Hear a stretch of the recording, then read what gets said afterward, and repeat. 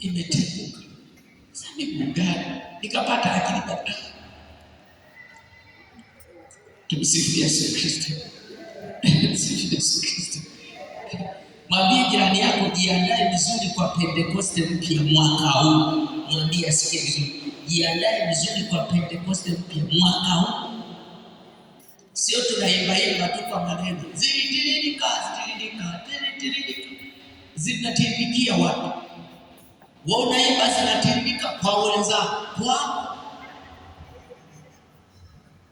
haro eti zilizogawanyika kama ndimi za moto zilizojaa Roho Mtakatifu. Zilitiririka.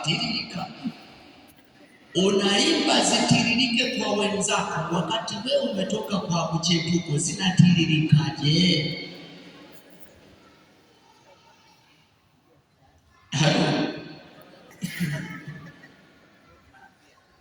Ngoja nikwambie, si kila penye mto wa maji kila kitu kinaloana. Na usije ukajidanganya kwamba kwa sababu niko kwenye maji nimeshaoga. Unaweza ukakaa kwenye maji miezi 6 bado ukatoka mchafu vile vile. Kwani wewe hujaona samaki kambare anatoka kwenye maji afu anatakiwa umuoshe kwa kumkwangua, anateleza. Ametoka kwenye maji lakini ni mchafu.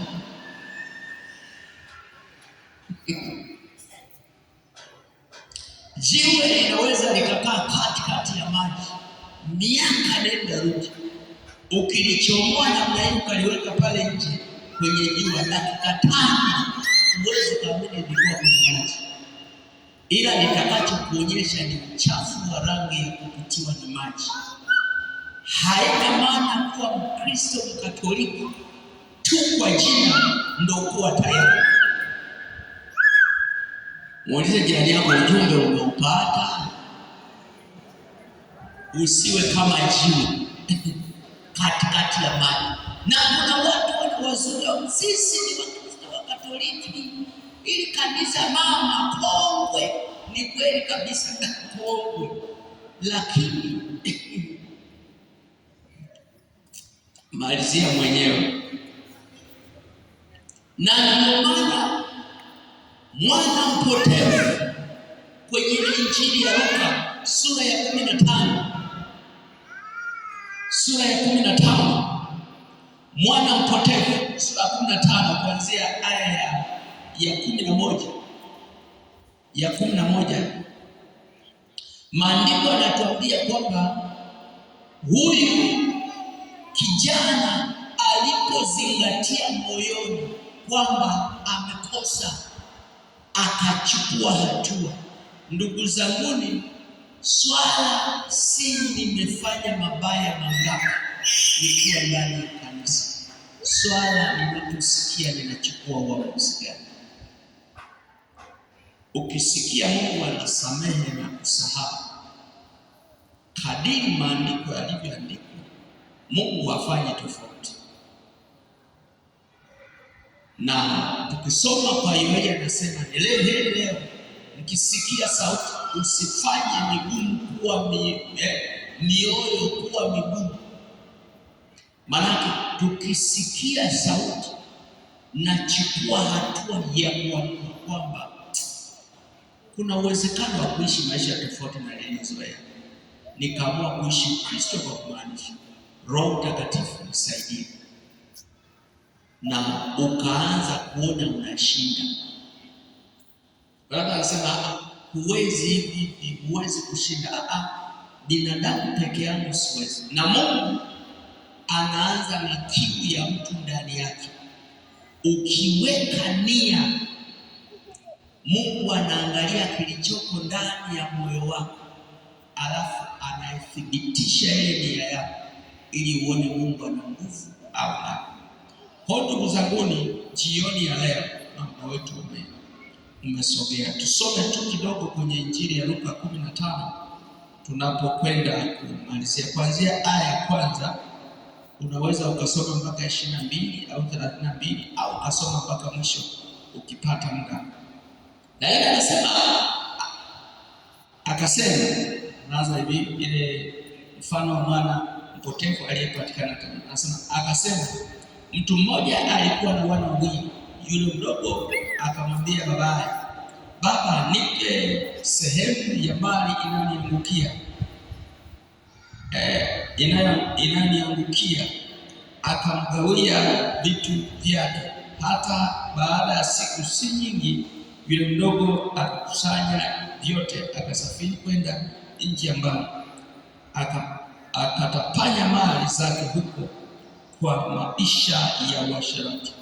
Alipokuwa amekwisha tumia vyote, njaa kuu iliingia katika nchi ile.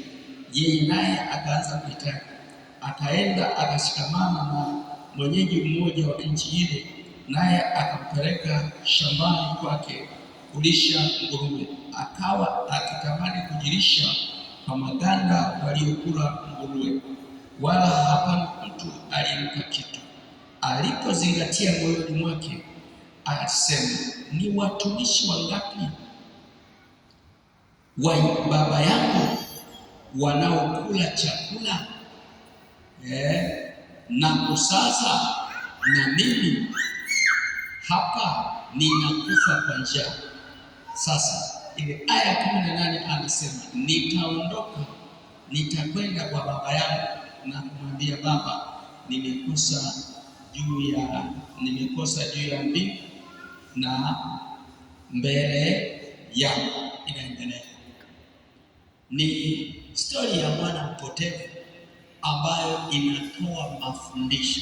Yesu alitoa mfano wa mwana mpotevu wenye mafundisho ndani yake, kwamba mtoto aliyekengeuka kwa baba yake, akitoa mfano wa kwamba maisha ya Wakristo, Mungu ni baba yao, lakini endapo huyu mtoto amekengeuka kwa namna yoyote, akafika wakati akazingatia. Kuzingatia moyoni ni kufanya tafakari ya kina na kuamua maisha yangu kwanza kuishi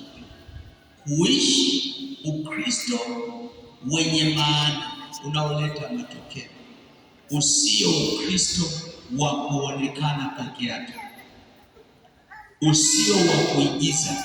Unajua, kuna wakati unaweza tukafanya vitu vinavyofanana na Ukristo wetu kwa kuwafurahisha watu, wakati tunajidanganya mwenyewe.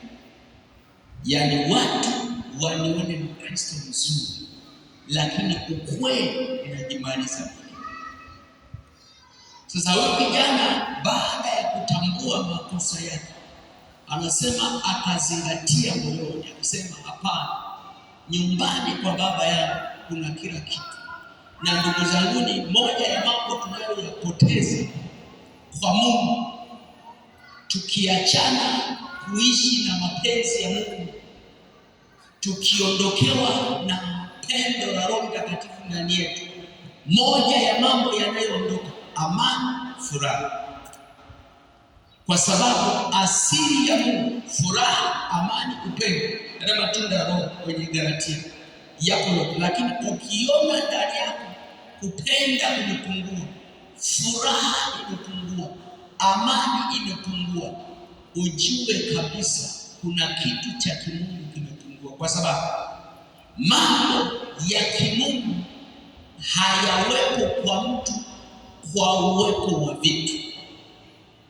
Si kama nimeeleweka? Mambo ya kimungu hayawi ndani ya mtu kwa kusababishwa na uwepo wa vitu. Yaani mtu aseme niwe na hela ndio niwe na furaha ya Mungu, haiko hivyo. Wala niwe na nini halafu niwe na amani ya kutosha.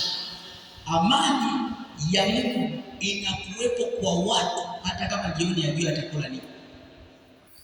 Akiwa na amani ya Mungu ndani, unakuta mzee ana furaha, hana baba, ana furaha, lakini mfukoni hana hata mia. Msifu Yesu Kristo.